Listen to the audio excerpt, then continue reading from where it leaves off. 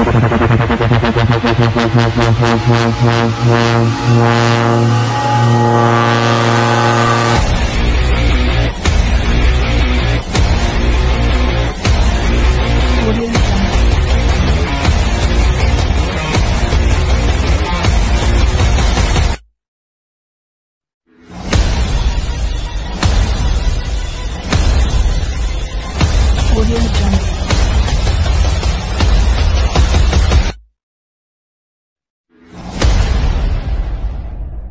certaine stabilité financière, c'est de gérer de manière orthodoxe le peu d'argent que l'on a. Lelo, toza na pasi pona nini. Mboka na biso est traversé une longue période de la crise. Je prends d'abord l'aspect de la crise financière et économique. Pendant des années, l'État disait à la population, voilà, et bongaki bo serrer ceinture. Bamima biso na passe programme d'ajustement structurel, il y a Banque mondiale, il y a eu grincement des dents, il y a eu grande sociale. La population, il est là qui, et mon avis que, mboke zaki na passe. Ba yisa biso bokanga mutema bozela makambe kofunga. Et pour arriver le sous que Namboka Nabiso, te connaître ba pillage et ainsi de suite. À chaque fois, le gouvernement disait à la population, gardez votre calme, prenez votre mal à patience, toujours au bongisa makambo, kalamingi te makambe kofungwama, binope boko se retrouver. Mais biso tonde kolé atobi, mais pour la nini boza ko senga na population akanga mutema, mais bino bo dilapider les fonds publics. Ba ebisi biso na ba théoricien que non voilà makamona biso za ko timba te parce que la communauté internationale aza ko yiba biloko na biso, aza ko empêcher biso de se développer. Mais avec le temps, tout le monde s'est rendu compte que le problème n'était pas seulement par rapport à la communauté internationale, il y avait aussi une responsabilité au niveau national. Parce que mbongo toanda ekozwa pendant toutes ces années et kokaki ko servir biso to résoudre un certain nombre de problèmes.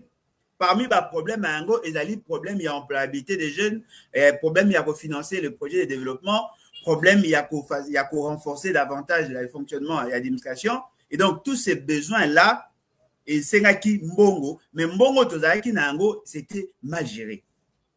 Bandekonabiso a eu de pèse, babundi pendant des années d'après Bango, certains parlent de 37 ans, bamsou balobi de munam talobaga, bambula o ya lobi o ya zo kamis. Les lois baza na pouvoir. Na pouvoir oh bango bazali na yango en réalité et bonga ki ba ya ko corriger. Et l'avantage na bango ezali ba ya ko kota na pouvoir pendant que l'État a créé qui a ça qui va une série de réformes et ces réformes là et permettre naïe l'État a avoir plus d'argent en matière de mine. Comme vous le savez, le secteur minier c'est un secteur rentable. Bien qu'ils aient une faible capacité génératrice d'emploi, mais il y a un secteur rentable parce que ça apporte plus de revenus et aux entreprises et à l'État. Mais le cas de qui n'a problème, il y a fixation, il y a taux d'imposition, il y a redevance, il y a taxes, il y a impôts. Il lui fallu que changer au code minier. À partir du code minier, il y le taux. Si le corps va faire ça qui va un moratoire et quoi arriver que c'est à partir il y a 2019-2021 ne bonga qui va bandasko ko futa ba eko sala réforme wana tozeli Félix Sekela tient le pouvoir. Première année à Félix a coûté un budget à 4,9 millions et 1,4 milliard. Wana zali budget Yasuka oyo nani Chibala à Salaki. Deuxième année, c'est-à-dire 2020, à l'époque, à Sélé à la Gouli, la commission a 6 milliards 900 millions. 2021, tu commune à 11 milliards. 2022, tu commune à 11 milliards et de poussière. 2023, tu commune à 16 milliards. 2024, tu commune à 16 milliards et de poussière. 2025, tu commune à 18 milliards et 500 millions de dollars. C'est-à-dire sur le plan numérique, sur le plan nominal, tout le monde a que budget à l'État et ça. Ce qui est aussi vrai. En termes de capacité mobilisatrice, au regard, il y a un taux d'imposition à SICA. l'État congolais est devenu plus riche qu'avant. C'est-à-dire, en termes de mobilisation, l'État a mobilisé plus grâce à la réforme au Salamaki, il y a code minier. L'État a la capacité de mobiliser plus. Non seulement que le coût, il y a matière première en international et mati, il y a mis balé, le taux d'imposition et mati, il y a mis sato, et ça dit que entreprise mingi o bayaki, bandaki ko futa biso, même de manière anticipative, donc il a été difficile, n'est-ce pas, il y a à ne pas payer. Bamsous balobi, et d'aller grâce à la réforme au baron basaki na IGF, là c'est discutable. Mais la grande question maintenant, qui en ont bénéficié? Nani va bénéficier na mbongo wana. Yango moni nalingi d'abord botia boyoka, nalingi boyoka, et puis on va commencer par la suite. Et il y a des gens qui gèrent tellement bien le peu qu'ils ont que et il y a des gens qui sont irresponsables. Des problèmes, toi, on a beaucoup. Nous avons une expérience. On a mis un budget de 4 milliards à 16 milliards.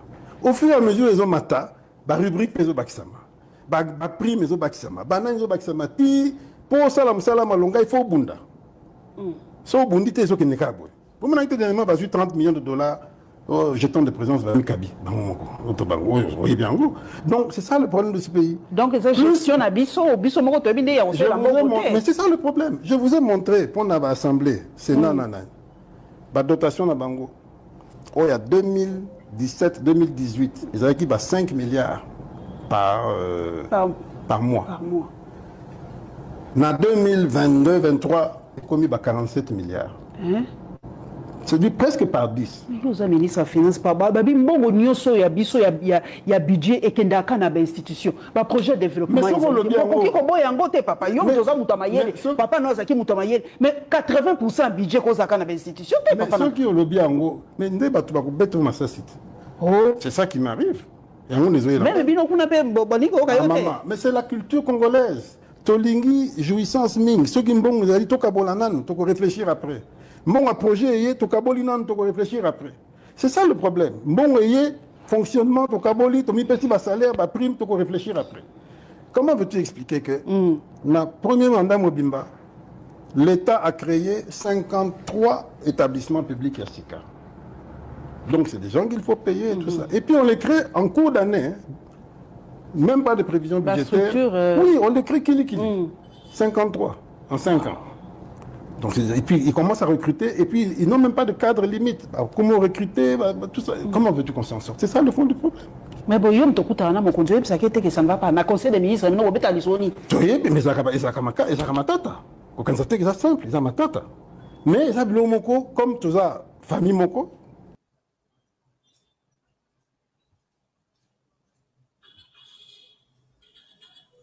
Voilà.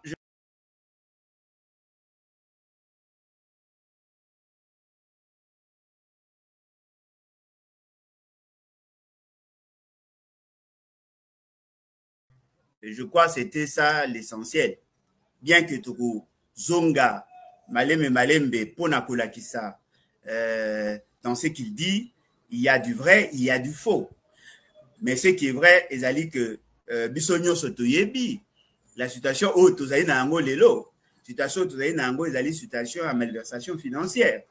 C'est-à-dire qu'il y a tout un système qui a été créé justement pour s'enrichir. Dans ces dires, Alobi est le mot très important. Alobi Boy. Alobi, y est la gouvernance na Bango va créer plusieurs structures. Va créer pratiquement 53 structures Oyo et Zali budgétivore, Oyo et Zali qui peut être créées selon la norme. Je voudrais d'abord ouvrir une parenthèse à ce niveau. Il faut que na l'OFIP, Balingi, avant de créer une nouvelle unité ou une nouvelle structure qui nécessite le besoin, il y a fonctionnement pour qu'elle aille émerger dans le budget. Et c'est d'abord qu'elle a déjà prévu, mais la création d'Ango est déjà dans le budget. Vous ne pouvez pas commencer à créer des structures, les installer, alors que le budget est en cours d'exercice, d'exécution. Il faut que ekota nanu na budget. Mais awa, avec Félix Tshisekedi, ce n'est pas le cas. Avec Félix Tshisekedi, ezalaki nyos avec au mois d'octobre, mois de novembre, mois de janvier, il crée, il donne na bango ba émarger na budget, il veut faire exécuter tous ces éléments là parce qu'il pense que ezali malamu pour na bango. Alors que la norme exige à ce que avant qu'une structure écoute en fonctionnement, il faudrait d'abord que ba émarger na budget. Parce que leur installation, leur fonctionnement, tout ce qu'il y a comme dotation, il faut répondre à l'OFIP et dans la carte, il y a la loi des finances. Et à chaque fois que vous voulez créer une nouvelle structure, il faut vous signaler et si kanina kozwa mbongo. Parce que si vous ne le faites pas, eh bien, vous créez les conditions, il y a des dysfonctionnements. Mais Félix Tshisekedi et sa bande n'ont jamais hésité de créer ce genre de structure. Bah, le 1053. Lors de la conférence de presse, Natangela Kibino, na pesa Kibino ba liste ya ba structure au Félix Tshisekedi a créé. Déjà au niveau de la présidence, il y a plus de 33. Et sur les 33, il y a des structures qui ne valaient même pas la peine. Et d'ailleurs, l'essentiel d'entre ces structures est qu'on s'est juxtaposé pratiquement avec les structures existantes dans d'autres ministères.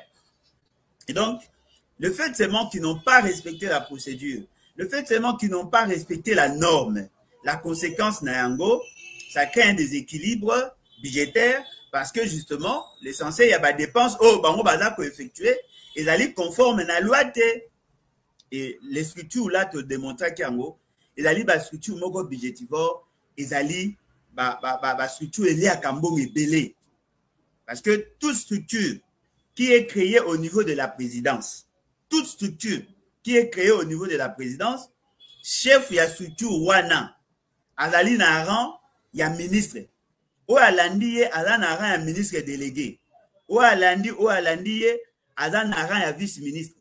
Ou Alandi, Azan Naran, il y a secrétaire général du gouvernement. Ou Alandi, Azan Naran, il y a directeur de cabinet, il y a ministre. Ou Alandi, c'est-à-dire que Moutou ya souka na structure Wana, Azan Naran, il y a secrétaire général, il y a ministère. Donc, vous comprenez que Moutou a Pangusaka, mais ça, Moutou a Salaka, moi, Misala na Yowana, Azan Naran, il y a les colos. Devant cette réalité, vous comprenez que la malversation financière, ils ont profité de la famille Tshisekedi. La famille Tshisekedi, ici, je la prends comme famille biologique, famille idéologique et famille politique. C'est comme ça que Bazako s'est créé des opportunités justement pour permettre à leurs membres à caser et puis à jouir n'a bien de l'État. Nalobaka mingi que le Parlement déjà bango moko ba consomaka $1 million par jour.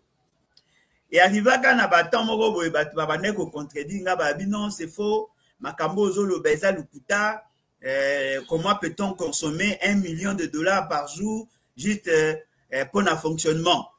Mais boye koyoka par la suite Nicolas Kazala lobi yango tangu Kabila Zalaka na suka mandat na ye on a prévoir 5 milliards de francs congolais et 5 milliards de francs congolais bah comme on a 46 milliards de francs congolais. Cela sous-entend quoi? D'après que le montant au bandeko pesa na parlement et c'est multiplié par 10 pratiquement pour ne pas dire par 9 et c'est multiplié par 9. Ce qui te sali te déflaté au regard de la fluctuation monétaire, tu commences pratiquement multiplié par 8 entre 7 et 8, c'est-à-dire 700% de plus au bango babakisi. Les lones aux aléas, que l'Assemblée nationale a dépensé par mois 16 millions de dollars sur le sali dépassement budgétaire. Le Sénat a dépensé pratiquement dans le 12 à 14 milliards à 14 millions de dollars. Ce qu'on s'en ici est sali pratiquement 30 millions de dollars par mois. Or, moi civil, na matière d'administration, moi, le nombre de jours d'administration, ils ont 22 jours. Donc, ce qu'aujourd'hui, 30 millions wana, au divisé par 22, et qu'on peut s'abîmer plus d'1 million de dollars par jour. Oyo, l'Assemblée nationale et le Sénat va dépenser par jour. Et là, na salle en gros pour l'année, parce que na longoli, mais en réalité, ce qu'on côté pédant na Katia les solo. On peut comprendre que l'Assemblée nationale ne travaille pas chaque jour. Déjà, dans la session, 2 sessions, il y a 3 mois. Ça fait 6 mois. 3 mois, ça fait 6 mois. Pour qu'il y ait des vacances parlementaires. Première session est dans la session de mars. Il y a le 15 mars au 15 juin. Deuxième session est la session en septembre. Et Bandaka, le 15 septembre au 15 décembre. Mais ça par jour, plus d'1 million de dollars par jour. Oyo bango ba utilisera pour le fonctionnement. Sans oublier que les députés nationaux, na ba assistant na bango, na ba staff na bango, c'est-à-dire ba cabinet na bango, baza na ba mbongo ba pesa ka bango, il y a salaire. Donc vous comprenez que l'institution président de la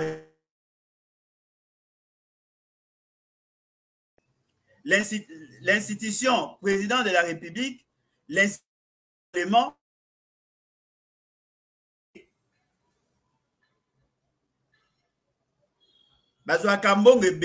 consommera beaucoup de crédits justement parce que l'État, dans le mécanisme budgétaire, va payer ça moyen belé. Mais là, vous avez passé. Tous ces gens-là participent aussi dans une certaine mesure à la gestion. Bobo Sanate, tout ça déjà dans 55 membres du gouvernement. Chaque cabinet a au moins 50 personnes. Sur les 50 personnes, ce qu'on multiplie par 55, ça vous fait pratiquement dans le 250 et 2500 personnes au Bango, qu'on prendre en charge. Donc, toutes ces dépenses au Bango va fonctionner. En termes de voyage, en termes de prise en charge de la santé, en termes d'indemnité, en termes de c'est-à-dire que dépenses union sur Bango va salaka. Yango ne question yo mama Paulette à lobby makambuya 60 à 80% à budget et qui n'aura qu'à na fonctionnement il y a une institution. Donc les dépenses wana ils arrivent à dépenses oyo bango moko ba mi pesa grâce au budget. Mais pas si maintenant ils arrivent. De manière globale, le budget national est allé dans nous mouquer par rapport à nos besoins. Bien que balobi na bino que budget est allé il y a 18 milliards, mais en réalité, la capacité mobilisatrice n'a pas il y a 9 milliards pratiquement. C'est-à-dire qu'il y a déjà un déficit, il y a déjà un problème. Mais au-delà, il y a un problème, qui s'agit sur un problème, il y a mauvaise gestion. Parce que sur les 100%, il y a budget, 60% est dans le fonctionnement, 40% et la 40% est bon qui va être dans l'investissement. Et dans les investissements, maintenant, ils initient des projets. L'essentiel de ces projets-là ne s'exécutent jamais. C'est-à-dire que dans le monde, un projet initié par l'équipe malam.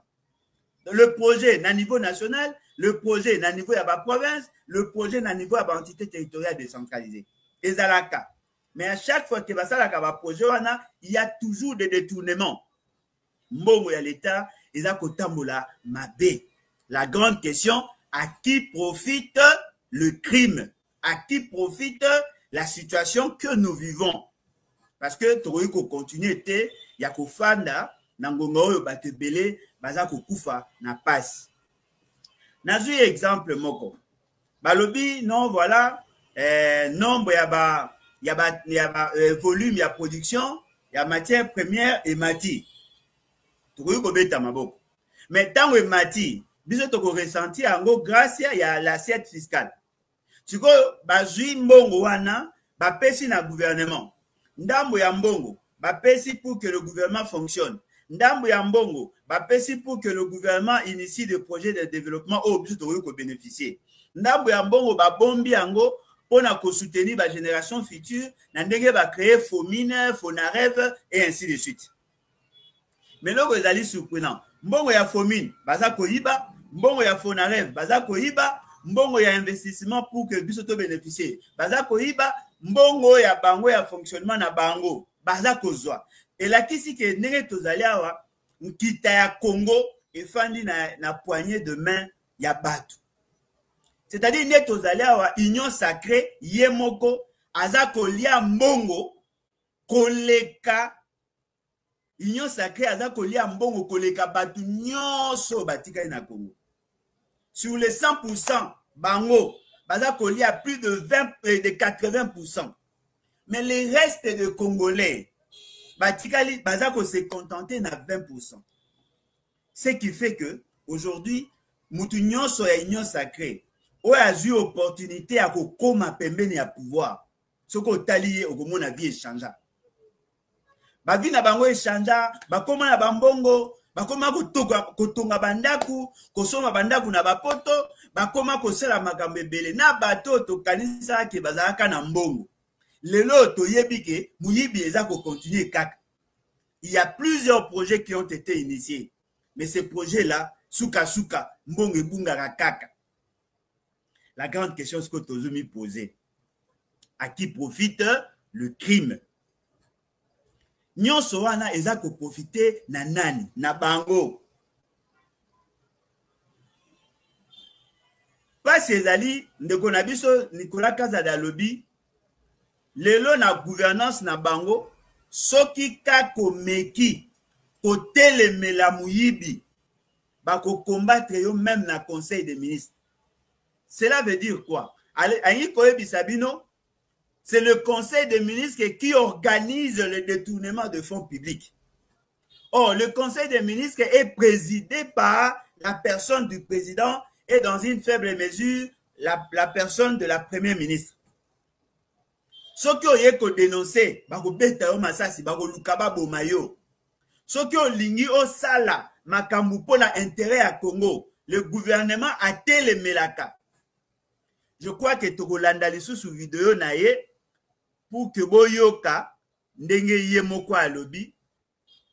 Ya lobby en tout cas gestion mikolo ya finance publique ya malamuté na ministre Sika Doudou Famba to pesi mbote menga lengi na tuna yo tango bana mboka balobi nanga lokolo komona papa Nicolas Kazadi balobi mbongo ezalaka na mboka na biso tango balobaka le Congo ne manque pas d'argent oh bon et mais yom doza osimbaka finance na mboka est-ce qu'on a vraiment l'argent na mboka na biso to ezamit.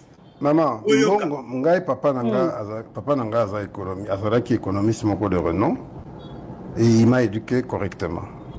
Aïb Sangai toujours, la fortune, ce n'est pas la quantité d'argent que tu as, c'est comment tu gères ce que tu as. Et il y a des gens qui gèrent tellement bien le peu qu'ils ont, et il y a des gens qui sont irresponsables,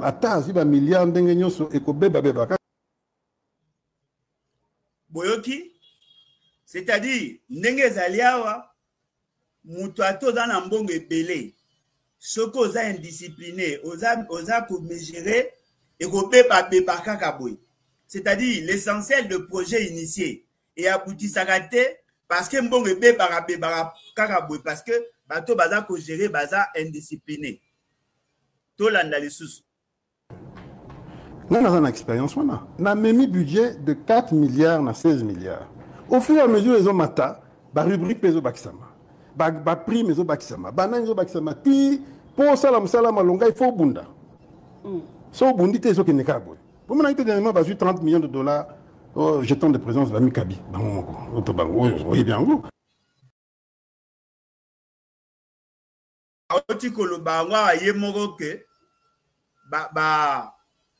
Bazwaka bambongo ba mikaboli, c'est-à-dire ceux qui 30 millions de dollars ezali bazumbongo wana ba mikaboli ba mipesi ba jeton de présence basalaka ke bango moko ba gagner bango moko ba profiter na mbongo wana bazaka soki bazumbongo aya mbongo ezali tosala likambo moko boya lebo bimisela biso mbongo ba bimisi mbongo 30 millions ba se redistribuer mbongo wana, c'est ce qu'il dit et je crois que boyoki est malamu. Toza koyoka lisusu Donc, c'est gestion à biso, biso moko to binde ya osela moko. Mais c'est ça le problème. Je vous ai montré pour la assemblée, c'est nanana. La dotation na bango. Oh, il y a 2017-2018, ils avaient qui 5 milliards par mois. Par mois. En 2022-2023, il a commis 47 milliards. Boyoki, c'est-à-dire ils avaient 5 milliards par mois. À partir de Félix, c'est qu'il a commis 56 à 57 milliards, 46 à 47 milliards. C'est-à-dire qu'à Matisi, mbongo ya dépense na bango par mois. Nyon soane elingi kolakisali. Elingi kolakisa que depuis Félix, c'est qu'il y a comment na pouvoir, mbongo ya l'État et comment pour na ba politicien. Mbongo ya l'État ezali sous-souté pour l'intérêt ya batu nyonso. Bango nde ba esalama pour que ba liaka.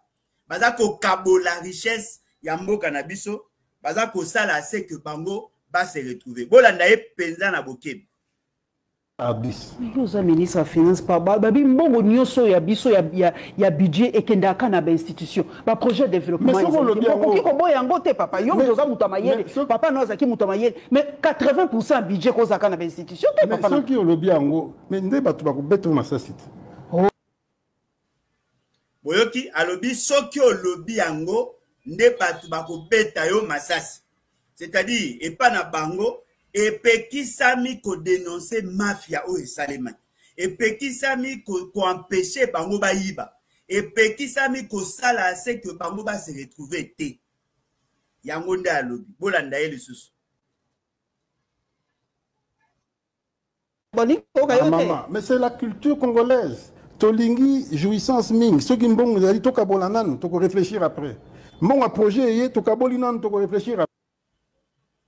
Boyoki alobi bango ba congolais de mauvaise qualité balingi jouissance ming. Ceux qui mbongo yé ba kaboli après ba ko réfléchir après. Mbongo yo ba obeti zali mbongo ya projet, ezali mbongo ya finance publique, ezali compte du trésor. C'est-à-dire que ceux qui mbongo yé bango ba zui ba bimisi ba kaboli nanu après ba ko réfléchir après. Ce qu'on moni ba sali projet, ba lobi que voilà, que ngito ça la projet à kotonga nzela. Intention n'est pas de construire la route, mais l'intention est d'aller ya koyiba nanu ya kozwa nanu kolia o etikali nde ba ko sala assembler ko sala route. Voilà pourquoi vous trouvez ils ne veillent pas sur la qualité. Ce qui route moko ko coûter $1 million, bango ba ko bimisa $2 millions. Na 2 millions ba ko pesa 700,000 na entreprise et na 700,000 entreprise ba bise salaka musala ya ndengwana pour que to justifier ba dépense auto sale. C'est ce qu'il vous dit. Fonctionnement, ton kaboli, ton mi-petit salaire, ba prime, tu peux réfléchir après. Boyoki, alobi que mbongo soke yé, ba mi-petit ba avantage, ba prime, ba salaire. Parce que salaire na prime, ba pesa ka chômeur te. Ba pesa ka batu oyo bazali pour sala musala. Et mingi bato ba sala ka musala à l'État. Ba mi-petit, c'est-à-dire aza kozwa na niveau ya batu oyo baza kozwa ba décision eza batu ya CT bango soki bazui ba mipesi ba prime lelo ndenge tozali awa ba agent ebele ya l'État bafuta marate mingi bafuta mabe baza na salaire ya muke bamsu ba na prime pe ya muke bamsu pe ba na prime te oyo yazo beta lisolo eza lisolo ya peuple te ya petit peuple te eza lisolo ya bango bato ya union sacrée. Boyo kaye malamu.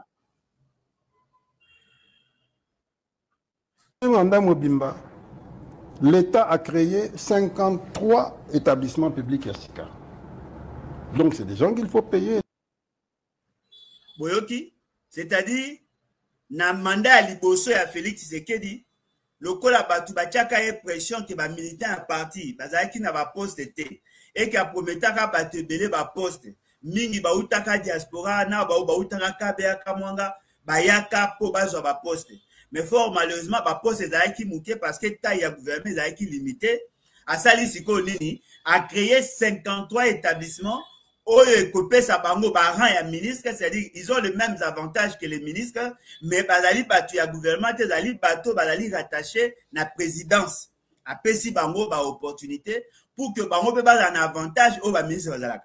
Avantage à ministre, c'est-à-dire, à côté ça y est salaire décent, à côté ça y est prime institutionnelle, akopesa ye ba prime spéciale, akopesa ye indemnité kilométrique, akopesa ye indemnité de logement, c'est-à-dire que bazolaka bango bandaku, bapesaka bango bamituka, bazana ba garde du corps, nyonso o ministre azalaka nango bapesi bango pour que bango pe basepela. Boyende sikoyo bantu na ye balobaka, voilà akokisi makambo alobaki po apesi biso misala. Sikoyo ba créer 53 structures. C'est-à-dire en Suisse il y a membre ya gouvernement, ndenge tozana bango, aza peine à 53 personnes qui ont rang de ministre.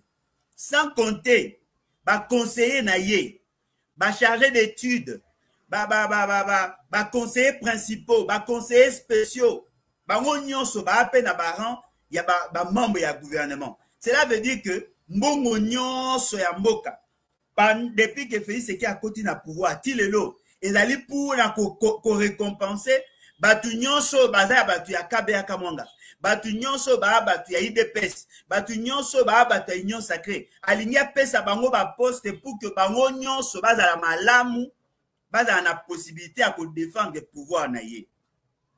C'est ça la réalité. Nazo poser cette question. Le peuple gagne quoi? Même pas de prévision budgétaire. Oui, on le crée qu'il 53 en 5 ans.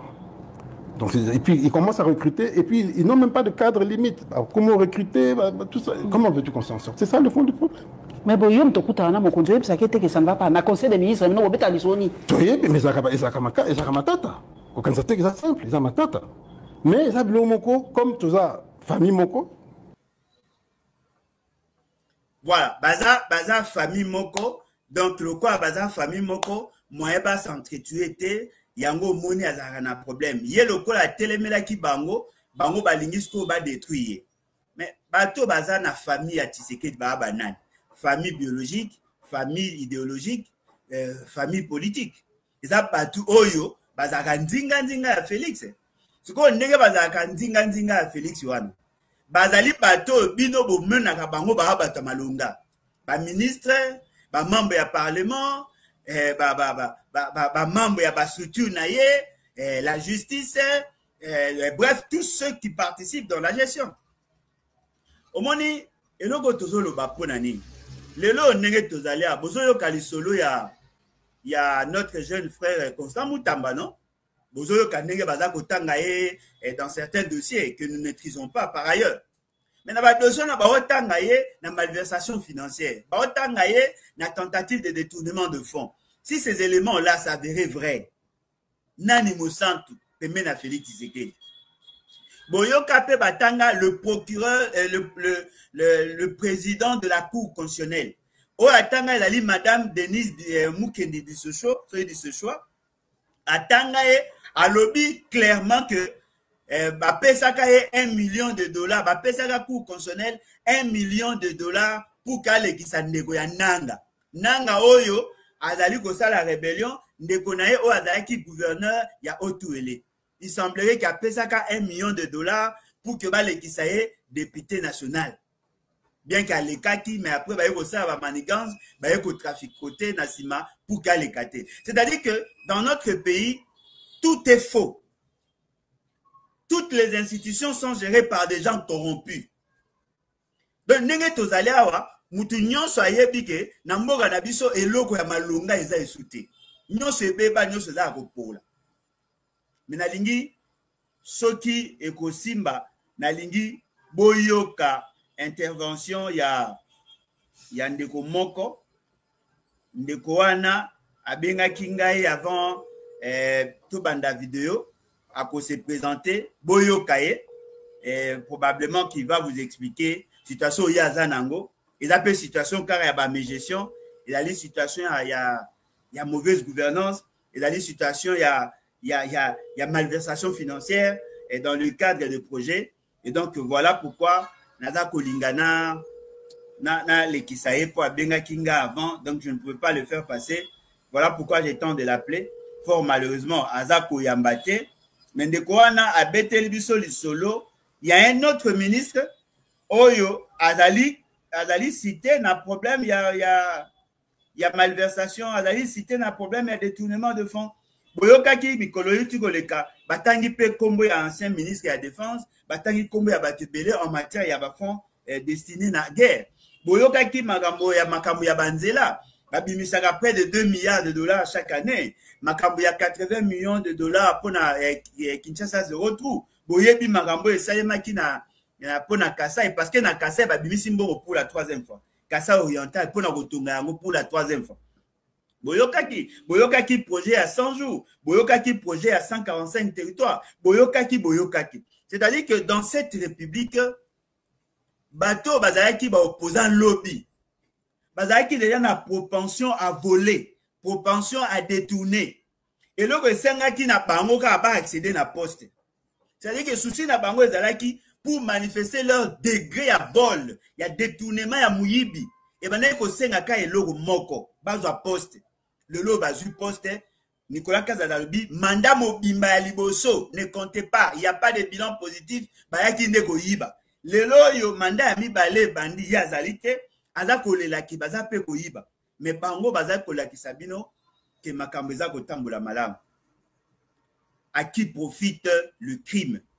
Ça profite à M. Félix Tshisekedi. Ça profite à toute sa bande. Ça profite à sa famille biologique, idéologique, politique. Mais le peuple ne se retrouve pas dans ça. Il y a un autre tout na peuple congolais. Mukolonini yoko silika pona pasi na yo. Mukolonini yoko telema pona koloba non au détournement. Mukolonini yoko zwa la question à bras le corps pour que yo o imposer volonté na yo. Parce que boye bango les sous-sols, les richesses à sous-sol et silaka. Boye bango il y a ce qu'on appelle la transmission générationnelle de la pauvreté. Le col a besoin d'un problème, l'élo. L'obi peut besoin d'un problème. Pour la nini bokoki ko télématé. Pour la nini bokoki ko télématé, to sunga bandeko na biso ya miyibi oyo babengi union sacrée, to sunga bango bakende bisika bikauka.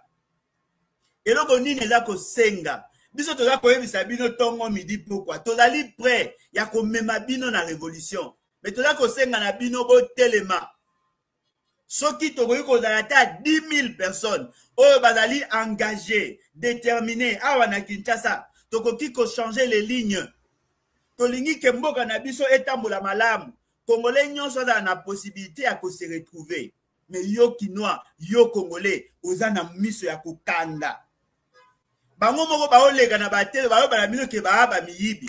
Na lundi lelo na ebite so les zaki ya mukolita msu ya dimanche prédication ya o nani o zaki président assemblée provinciale nani na bosani kombo na epa o babenga pasteur wana alobi na bino clairement ke ba miyibi baleki asengi kutu bakufa Nicolas Kadala alobi miyibi baleki ozu batu nyonso baza koloba alingeti alobi miyibi baleki ba ministre pelé ba tepelé ba olo ba miyibi baleki mais bino booti que la bango temps siko nazo poser question est-ce que boza ba complice naïf Tony ndenge nini yoko yuko fanda kimia na ngongo oyo batu baza ko yiba bomekana ko imaginer toza ko mobiliser peuple toza ko luka ba jeune ba kota na armée toza ko lela ko mobiliser communauté internationale ko yebisa bango ke mboka na biso za ina guerre banguna bazo kobundisa biso nzoka banguna ya makasi penza baza banguna o bazali awa tozo yoka masolo ya 722 millions de dollars détournés baza ko yiba mbongo ya covid oyo bayibi ke toza na problème ya maladie bayibi mbongo ya Ebola o bayibi ke toza na problème ya maladie bayibi mbongo ya guerre bayibi mbongo ya enseignement bayibi mbongo ya nzela bayibi mbongo ya courant bayibi mbongo ya mai bayibi mbongo ya bakis bayibi mbongo ya bateni ya ba militaire boyebisanga bolingi susu nini po botelema eloko nini sengi eloko nini zangi bino po botelema ndeko nanga boyebisanga na situation toza ko vivre ba réalité obiso nyonso toyebi ndenge nini bokoyi kofanda kimia na mboka oyo mboka bangbali mamiyibi bango moko ba oyemba yango na batwa baza koloba yango likolo ya batol nous sommes des voleurs union sacrée une association de malfaiteurs baza koyemba yango yo peuple congolais ofandeli nini Téléma, peuple congolais. Téléma. Nazana posa, bandeko nyonso sika bozali, bosunga biso. Tokende ti na ambassade des États-Unis. Toyebisa ambassadeur, ayebisa administration américaine, administration à pays na ye. Félix Tshisekedi n'est pas digne de confiance. Akoki ko defisa biso mbongo te, akoki ko pesa biso mbongo te po moye biso toyeba te soki bakojeri yango malamu.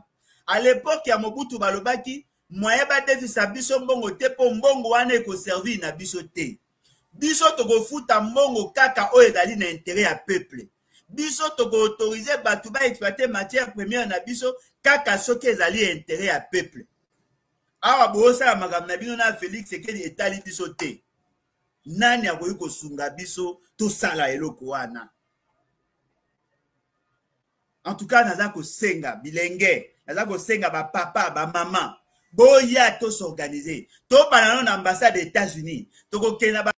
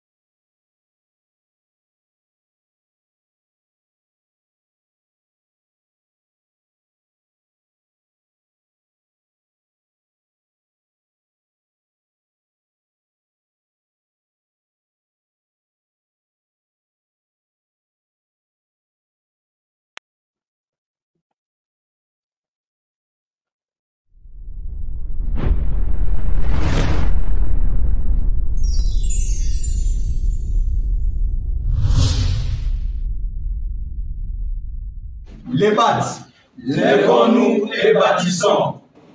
Les BATS, lèvons-nous et bâtissons.